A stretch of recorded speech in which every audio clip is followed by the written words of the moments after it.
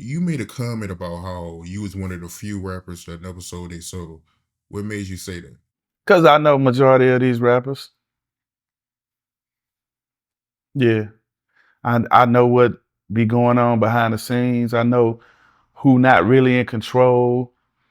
You know what I mean? I know the real. You know, a lot of times people be blinded by what they see in these videos and on TV, but I just know. I know what I know, man. You know what I mean? It's a lot of people that ain't being righteous and they ain't keeping it infinity.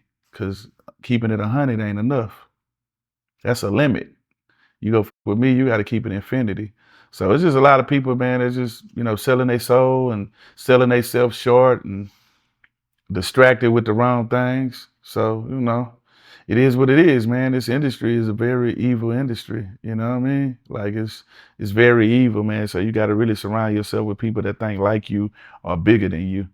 So it's a nice amount of, I ain't gonna even say nice. It's a lot of rappers that sold their soul and they let money dictate everything they do. They value money more than they value humans.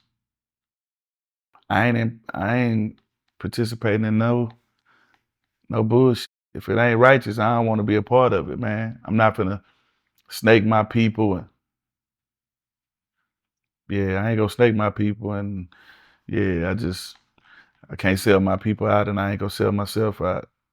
Fame ain't that important, man, for me to just do anything. It's cool. I'm used to the attention.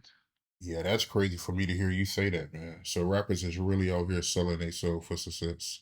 That's a real thing. For sure. Yeah. Behind the scenes selling their soul or snaking somebody who deserves opportunity, you know? Have you ever been approached to do anything out of pocket? I've been approached to have somebody come to my house and pray and yeah, like, hey man, this guy, yeah, he's like he gets spirits out and he wants to come and pray. I'm like, nah, I'm cool. I want to continue to pray the way I've been praying. I don't know who he believe in and what he believe in, but he can't come in my house. So I don't even, yeah, peace.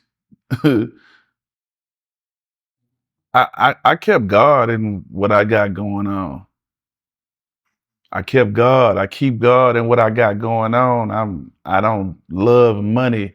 I talk for myself. I come from a family that programmed me and trained me to be out in this world and out in the streets and knowing how to maneuver. So you can't lure me with no money or nothing like that. Like meaning like if I don't want to do the deal, I ain't gonna do the deal. The difference between me and a lot of artists is I started doing music for God. My grandmother played the piano. I was in the church. I sung in the choir. I played the drums, played the piano, sung in the choir for God. Went to different churches and sung here and there, right? For God, doing music in the studios, making gospel music, making hip hop. But I started off doing music for God. So I'm not gonna let money dictate every move I make when it comes to music. It's a blessing for me to be able to create.